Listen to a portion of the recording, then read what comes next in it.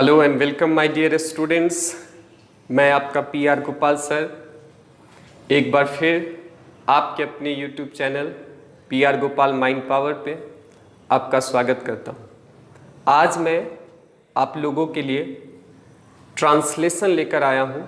आज मैं आप लोगों को स्ट्रक्चर सिखाने वाला हूँ, वैसा स्ट्रक्चर जिससे प्रत्येक वर्ष बिहार बोर्ड में 1-2 ट्रांसलेशन पूछे जाते हैं। वो एक ऐसा सेगमेंट है जिसमें आपको बोर्ड एग्जामिनेशन और रिटेन इंग्लिश, स्पीकिंग इंग्लिश, हर प्रकार के इंग्लिश में आपके लिए सहायक सिद्ध होगा। तो आइए आज सीखते हैं हम लोग कमांड का ट्रांसलेशन। अब आप सोच रहे होंगे कि ये कमांड क्या होता है।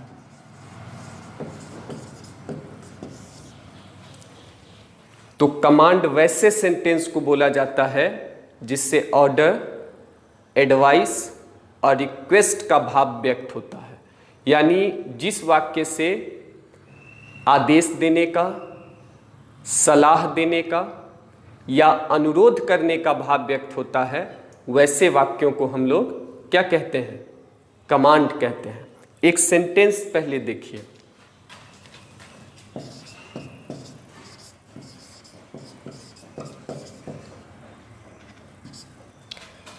प्रेमियों को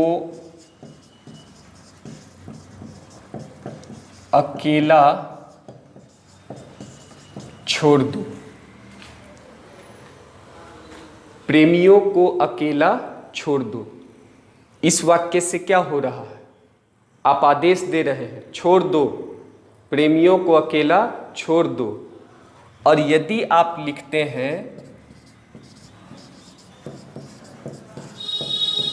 प्रेमियों को अकेला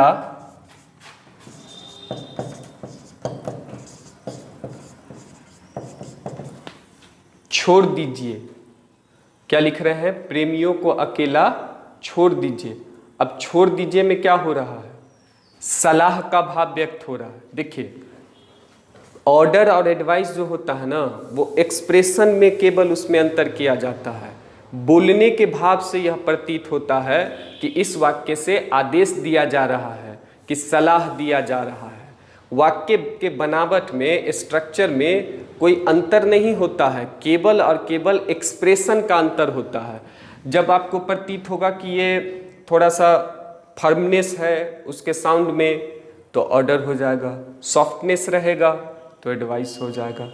तो मैंने कहा कि कमांड में होता है ऑर्डर, एडवाइस और रिक्वेस्ट।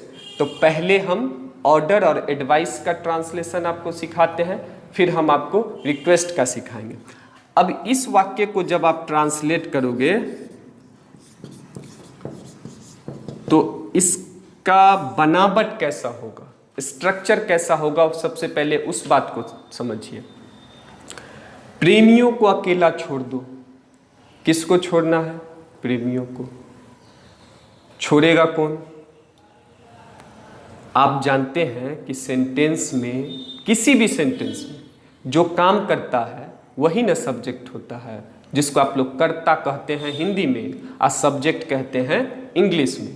अब प्रेमियों को अकेला छोड़ दो, बोलने वाला आई, तो बोलता है आई, सुनता कौन है? यू। तो कहीं ना कहीं काम कौन करेगा इस सेंटेंस में? यू करेगा। लेकिन आप एक चीज देख रहे हैं कि इस सेंटेंस में सब्जेक्ट का अता पता नहीं है। हमेशा कमांड में आप देखिएगा कि इसका सब्जेक्ट हिडन रहता है, छुपा हुआ रहता है। अब उसको कभी कभी आवश्यकता पड़ती है तो हम निकाल के दिखाते हैं, नहीं आवश्यकता पड़ती है तो हम उसको छुपा हुआ ही छोड़ देते हैं। तो जब भी इस प्रकार का वाक्य हो, ऑर्डर हो या एडवाइस हो, तो उसमें अक्सर आपका सब्जेक्ट जो है वो छुपा हुआ रहता है। तब हम उस परिस्थिति में जब हम सेंटेंस को इंग्लिश में ट्रांसफॉर्म करते हैं, तब हम सेंटेंस की शुरुआत वर्ब से करते हैं। सबसे पहले क्या देते हैं? वर्ब देते हैं। वर्ब समझते हैं ना? जो काम होता है सेंटेंस में, जो काम होता है वही क्या होता है? वर्ब होता है। प्रेमियों को अकेला छोड़ दो, तो इसमें क्या काम होगा? सोच के देखिए, आप लोग सोचिए कि इसमें क्या काम होगा। फिर हम आपको बताते हैं। तो सबसे पहले क्या दीजिएगा, वर्ब दीजिएगा। अब वर्ब के बाद बउआ जो बच गया ना वो अदर्स हो गया। अदर्स कहने से ना ऑब्जेक्ट, कॉम्प्लीमेंट, मतलब अन्य सारे चीज़ आ जाते हैं, इसीलिए मैं अदर्स लिखता हूँ। ऑब्जेक्ट लिखने से क्या होता है ना कि वर्ब के बाद आने वाला हर वर्ड जो होता है वो ऑब्जेक्ट नहीं होता है। ये गलतफहमी में नहीं रहिएगा कि वर्ब के बाद आने वाला हर वर्ड जो है वो ऑब्जेक्ट ही होता है, इसलिए मैं अदर्स लिख देता हूँ। तो उसमें जितने हैं ग्रामेटिकल टर्म उसका सारे वर्ड जो भी है वो अदर्स में चला जाता है। तो अभी मैंने आपको क्या कहा था कि वर्ब किसको कहते हैं, तो जो काम होता है। दूसरा एक बार हिंदी पहचान बता देते हैं कि हिंदी के जिस शब्द के अंत में ना लगा हो और काम होने का बोध हो। ई फेर में नहीं रहिएगा कि खाली ना लगा हो तो वर्ब हो जाएगा। अगर ऐसा होता तो नाना भी वर्ब होता। नाना के अंत में ना लगा रहता है ना, लेकिन वो वर्ब नहीं होता। नाना तो नाउन है ना, जैसे दाना हो गया, खिलौना हो गया, इस सब के अंत में ना लगा हुआ है, परंतु वो वर्ब नहीं है। तो इसमें शर्त है कि ना होना चाहिए और काम होना चाहिए। तो इसमें देखिए, प्रेमियों को अकेला छोड़ दो, छोड़ना ना, काम हो रहा है, तो ये क्या है, वर्ब है। अब देखिए ये दोनों वाक्य जो है, एक ऑर्डर है एक एडवाइस है। ये हिंदी में आप आराम से समझ पा रहे हैं कि ये ऑर्डर है और ये एडवाइस है। अंग्रेजी में भी आप समझ जाएगा, वो एक्सप्रेशन पर होता है, बोलने वाला के बोलने पर निर्भर करता है, स्टाइल ऑफ स्पीकिंग पर निर्भर करता है कि वो ऑर्डर दे रहा है कि एडवाइस दे रहा है। चाहे ऑर्डर हो चाहे बउआ एडवाइस हो। सेंटेंस की शुरुआत किससे करेंगे, वर्ब से करेंगे। वर्ब क्या है, छोड़ना। छोड़ने का अंग्रेजी बताइए, लीव। क्या लिखेंगे, लीव। छोड़ने का अंग्रेजी लीव। किसको छोड़ देना है, प्रेमियों को। प्रेमियों का अंग्रेजी बताइए, लवर्स। Leave the lovers. कैसे छोड़ना है, अकेला। अकेले का अंग्रेजी, तो क्या ट्रांसलेट कर दिया आप लोगों ने, लीव द लवर्स अलोन। समझ गए, क्या ट्रांसलेट कर दिया, लीव द लवर्स अलोन। देखिए ये कितना इजी है। अब इसमें आपको ऑर्डर और एडवाइस अगर नेगेटिव हो जाए तो कैसे बनाएगा, तो वो सीखिए।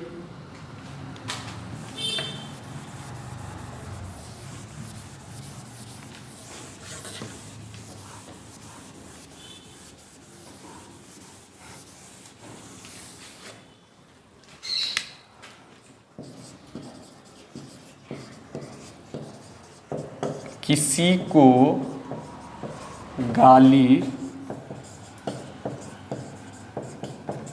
मत दीजिए। किसी को गाली मत दीजिए, चाहे कहिए किसी को गाली मत दो, या आप ऐसा लिखते हैं ना, किसी को कहते हैं फूल मत तोड़ो, फूल मत तोड़ो, क्या कर रहे हैं, आदेश दे रहे हैं ना। किसी को गाली मत दीजिए, सलाह दे रहे हैं। आप यहाँ पर मत के जगह न बुआ न भी लिख सकते हैं। किसी को गाली न दीजिए, फूल न तोड़िए, फूल न तोड़ो। मत भी नकारात्मक शब्द है और न भी नकारात्मक शब्द है। तो जब आपका सेंटेंस नेगेटिव हो जाए तब हम सेंटेंस की शुरुआत नेगेटिव वर्ड से करेंगे। तो इसमें नेगेटिव वर्ड यूज होता है डोंट। सबसे पहले क्या दीजिएगा, डोंट। डोंट के बाद वही स्ट्रक्चर, फिर दे दीजिए वर्ब, आप फिर दे दीजिए अदर्स। क्लियर, मनाइए, इसको ट्रांसलेट कीजिए, किसी को गाली मत दीजिए। सेंटेंस की शुरुआत किससे कीजिएगा, डोंट। वर्ब क्या है, गाली देना। अभी सिखाए थे ना होगा तो क्या होगा, ना होगा तो क्या होगा, वर्ब होगा ना। डोंट एब्यूज, किसी को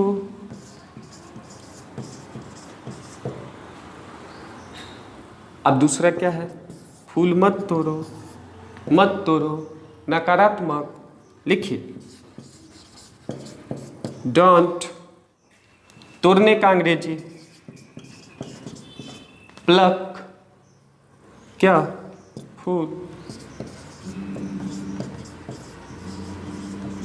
तो क्या हो गया, डोंट प्लक द फ्लावर्स।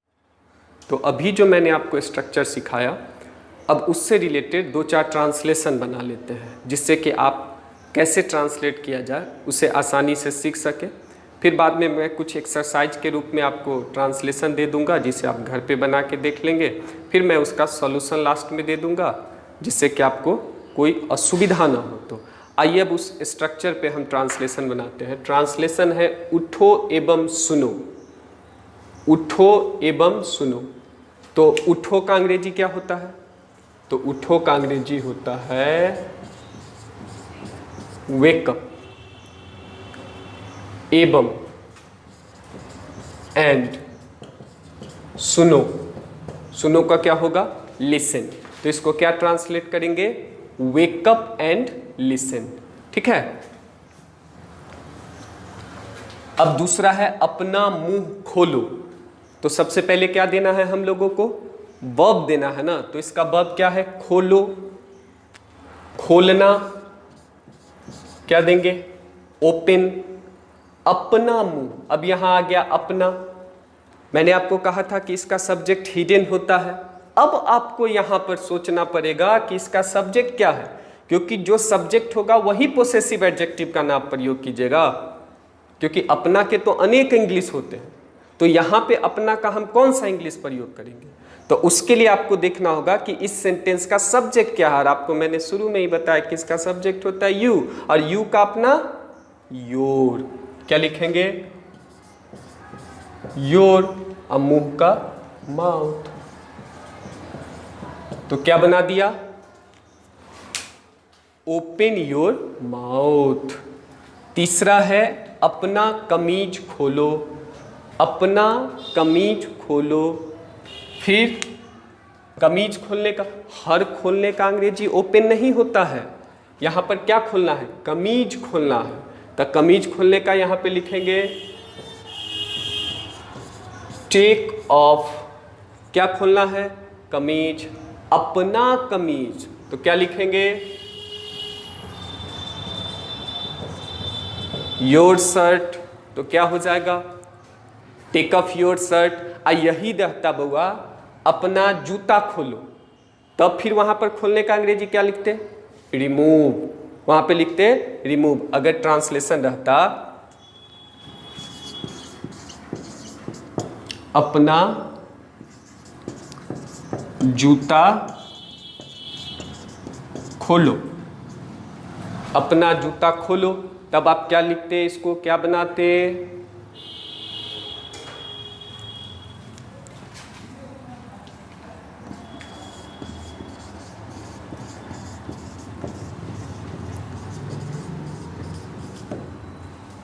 समझ गया ना। अब जैसे यहां था मुंह खोलना तो ओपन, यहां हो गया कमीज खोलना तो टेक ऑफ, यहां क्या है जूता खोलना तो क्या लिख दिए, रिमूव। तो अलग अलग खोलने का अंग्रेजी अलग अलग होता है सिचुएशन के हिसाब से। आइए अब अगला ट्रांसलेशन देखते हैं।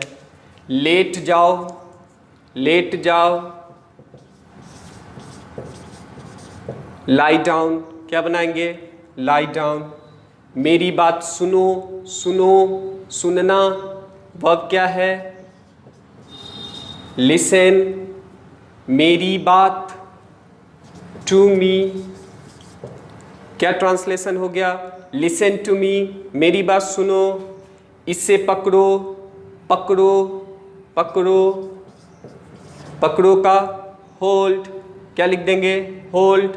इसे पकड़ो, होल्ड इट। समझ में आ रहा है ना। हर सेंटेंस की शुरुआत किससे हुई, वर्ब से, वर्ब से। एक तरफ हट जाओ, हट जाओ। मूव, हटने का अंग्रेजी मूव। किधर, एक तरफ। असाइड, क्या बना दिए, मूव असाइड। फिर क्या है, कपड़ा पहनो। अब यहां पर एक बार कपड़ा खोला, अब क्या है, कपड़ा पहनो। ड्रेसअप। ठीक है। तो आपने देखा कि हम इस सारे सेंटेंस को किस तरह से ट्रांसलेट किए हैं। अब आपको मैंने कहा था कि कुछ रिक्वेस्ट से रिलेटेड सिखाते हैं, तो अब आपको रिक्वेस्ट से रिलेटेड स्ट्रक्चर और उससे रिलेटेड कुछ ट्रांसलेशन करवाते हैं। फिर हम लास्ट में आपको कुछ एक्सरसाइज दे देंगे और फिर उसका सॉल्यूशन दे देंगे, ताकि आपको इस चैप्टर में कोई समस्या न हो। देखिए, ट्रांसलेशन में स्ट्रक्चर प्रॉब्लम नहीं होना चाहिए, वर्ब पहचानने में दिक्कत नहीं होना चाहिए, सब्जेक्ट पहचानने में दिक्कत नहीं होना चाहिए। वर्ड में आपको परेशानियां हो सकती है, तो उसके लिए आप डिक्शनरी का यूज़ कर सकते हैं, डिक्शनरी की हेल्प ले सकते हैं। वर्ड जहाँ से भी आपको मिले वहाँ से ढूंढ लीजिए, क्योंकि वर्ड प्रॉब्लम तो स्टूडेंट को अक्सर होते रहती है, स्टूडेंट को नहीं सभी लोगों को होते रहती है, तो उसके लिए लोग डिक्शनरी का यूज़ करते रहते हैं। अब देखिए, जितना वर्ड आपके सामने नया आए उसको ना खूब प्रैक्टिस कीजिए, खूब प्रैक्टिस कीजिए, बार बार कीजिए, बार बार कीजिए। शुरुआत में थोड़ी सी कठिनाई महसूस होगी, क्योंकि कोई भी काम जब शुरू में करते हैं ना बुआ, तो दिक्कत होता है, लेकिन जब एक बार शुरू कर देता है ना लोग, तो फिर धीरे धीरे वो आसान होने लगता है। शुरुआत में कोई भी काम मुश्किल होता है, लेकिन धीरे धीरे धीरे धीरे आप बार बार कीजिएगा ना, तो इतना ईजी हो जाएगा जिसका आप अंदाज़ा भी नहीं लगा सकते। तो खूब उसका प्रैक्टिस कीजिए, खूब रिवाइज कीजिए, फिर वो सारे वर्ड याद हो जाएंगे। फिर ट्रांसलेशन बनाना तो आपके लिए चुटकियों का खेल हो जाएगा। तो अब आगे देखते हैं। तो आइए, अब नेगेटिव का जो स्ट्रक्चर बताए थे, जब कमांड नेगेटिव हो जाए तो उसमें जो आपको बताए थे कि डोंट लगा कर बनाएंगे, आइए अब उसका कुछ हम लोग प्रैक्टिस करते हैं। तो जैसे पहला ट्रांसलेशन है, मुझे परेशान मत करो। मैंने कहा था ना, मत लगा रहे या न लगा रहे, मत लगा रहे या न लगा रहे, तब उसको हम कैसे ट्रांसलेट करेंगे। तो सेंटेंस की शुरुआत करेंगे डोंट से। पहले क्या लिखेंगे, डोंट। परेशान करना, डिस्टर्ब। किसको, मुझे। क्या ट्रांसलेट कर दिए, डोंट डिस्टर्ब मी, मुझे परेशान मत करो। दूसरा है, दरवाजा पर धक्का मत दो। दरवाजा पर धक्का मत दो। मत के लिए क्या लिखोगे, डोंट। वर्ब क्या है, धक्का देना। काम क्या होगा, धक्का देने का काम होगा। धक्का देने का अंग्रेजी बैंग। डोंट बैंग, कहाँ धक्का देगा, दरवाजा पर। स्पर्श की अवस्था में आएगा, याद है ना, जब धक्का देगा तो स्पर्श होगा ना। प्रीपोजिशन में सिखाए थे ना कि स्पर्श की अवस्था में किसका प्रयोग करना है, ऑन। डोंट बैंग ऑन, कहाँ, दरवाजा पर, ऑन द डोर। तो क्या बना देंगे, don't bang on the door. Next translation है, मुझ पर मत चिल्लाओ।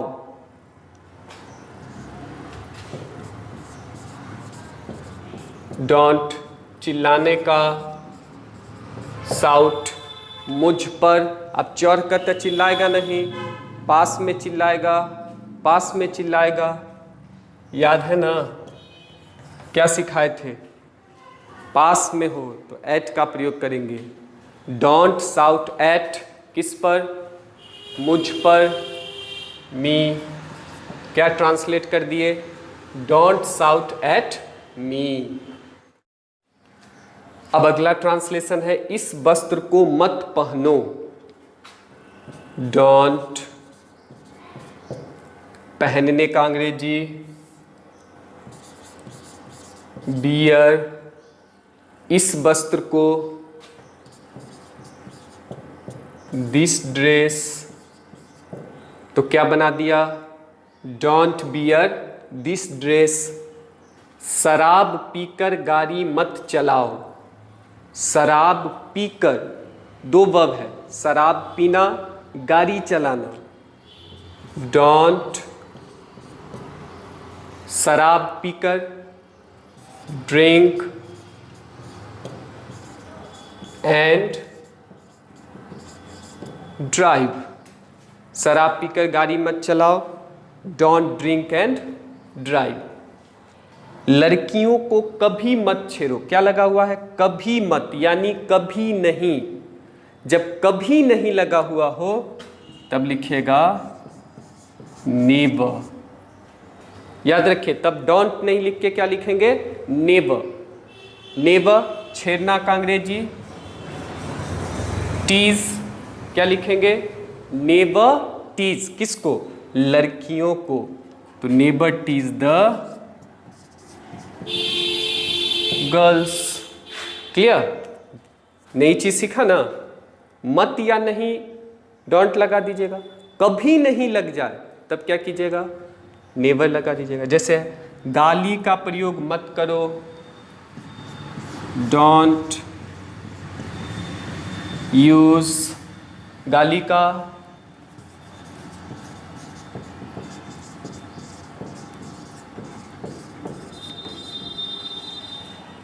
Abusive language, don't use abusive language, गाली का प्रयोग मत करो।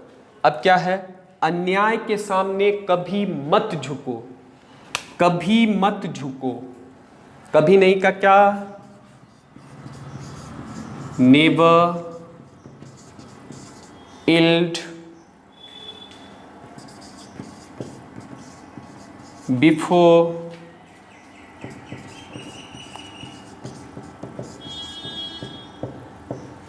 इनजस्टिस। अन्याय के सामने कभी मत झुको। तो अन्याय का हो गया इनजस्टिस, झुकना का इल्ड, के सामने बिफोर, तो नेवर इल्ड बिफोर इनजस्टिस। तो आपको इससे भी रिलेटेड कुछ प्रैक्टिस करवा दिए, अफर्मेटिव वाला भी कर लिया। अब आप लोगों को रिक्वेस्ट का स्ट्रक्चर और उस पर कुछ प्रैक्टिस करवा। तो आइए अब हम लोग सीखते हैं रिक्वेस्ट से रिलेटेड ट्रांसलेशन। रिक्वेस्ट वाला जो सेंटेंस होगा उसको कैसे आप इंग्लिश में ट्रांसलेट करेंगे वो देखिए। अब देखिए,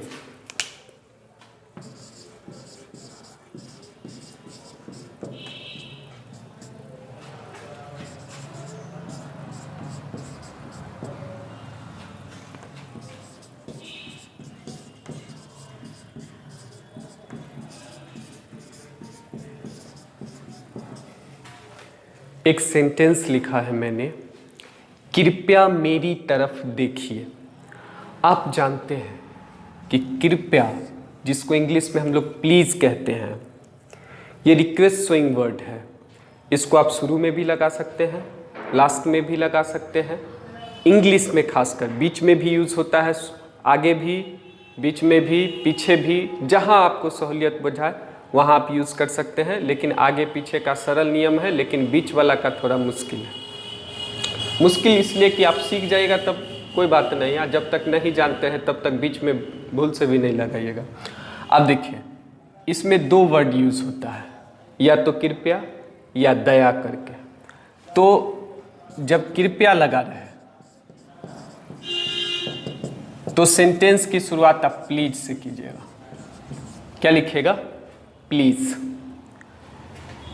अगर दया करके लिखा रहेगा तो काइंडली लगाइएगा। तो या तो प्लीज या तो काइंडली, वो हिंदी के अनुसार निर्भर करता है।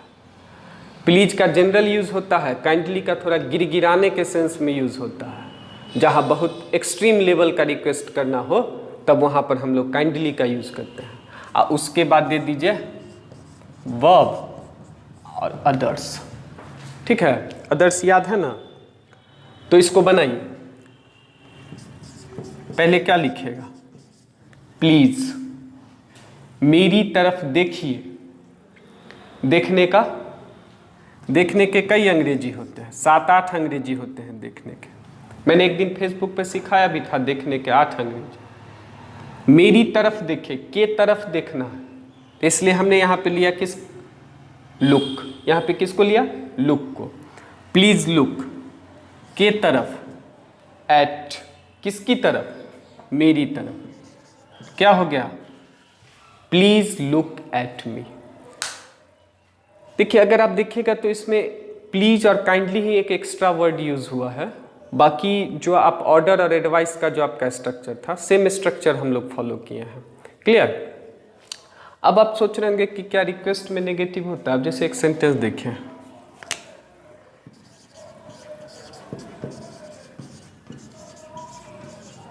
कृपा कर मुझे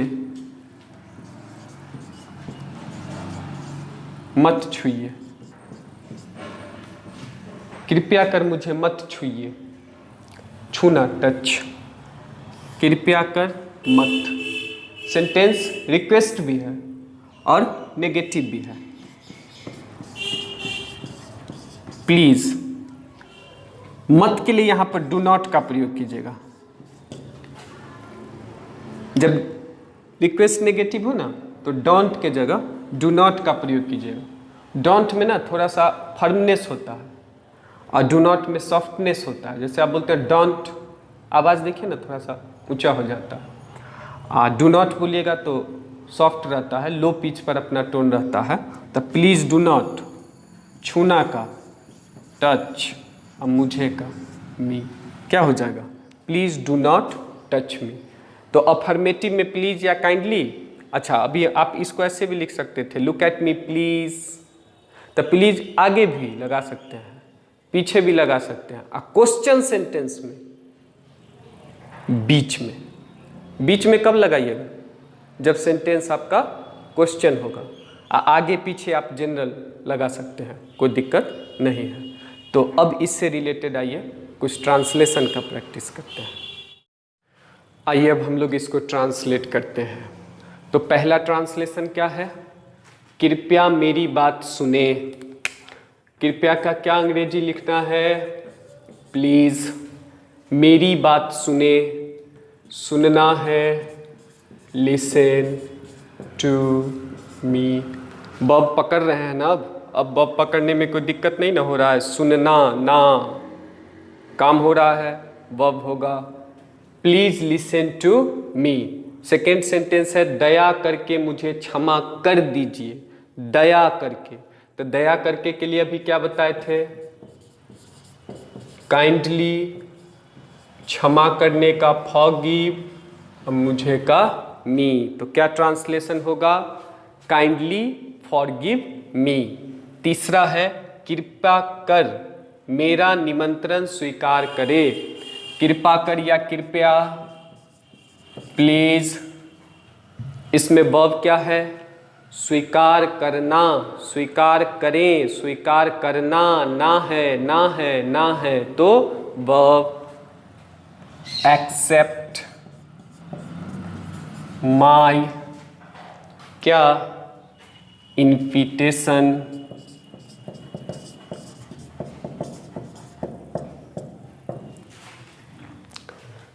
प्लीज एक्सेप्ट माई इन्विटेशन। अब नेक्स्ट है कृपा कर इन लाचारों की मदद कीजिए। लाचारों की मदद कीजिए, कृपा कर क्या बनाइएगा? प्लीज, मदद कीजिए, मदद करने का, हेल्प, किसकी मदद करना है?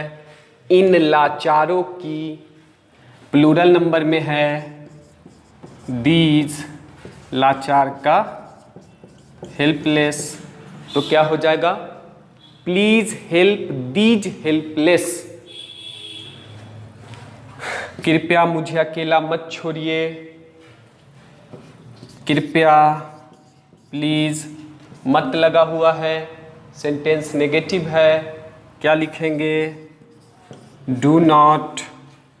अकेला मत छोड़िए, छोड़ने का, लीव, किसको? मुझे, कैसे? अकेला, तो क्या ट्रांसलेशन हो गया? Please do not leave me alone. तो ये देखा आपने, रिक्वेस्ट का कुछ ट्रांसलेशन मैंने आपको प्रैक्टिस करवा दिया बोर्ड पर। अब कुछ ट्रांसलेशन आपके स्क्रीन पे आएंगे, फिर उसके सॉल्यूशन आएंगे। पहले आप उसे बना के देख लीजिएगा, फिर बाद में उसका आपको सॉल्यूशन भी मिलेगा। उम्मीद करता हूँ कमांड का ट्रांसलेशन, ऑर्डर, एडवाइस और रिक्वेस्ट के बनाने की जो विधि है, जो रूल है, वो आप अच्छे से सीखे होंगे। वर्ड प्रॉब्लम हो तो घबराइए मत, सहायता लीजिए शिक्षकों की, डिक्शनरी की, और ट्रांसलेट कीजिए। स्ट्रक्चर प्रॉब्लम नहीं होना चाहिए। चलिए फिर मिलते हैं नेक्स्ट वीडियो में। तब तक के लिए अपने अपने घरों में रहिए, सुरक्षित रहिए और अपने अपने बोर्ड एग्ज़ाम्स की तैयारी करते रहिए। Thank you.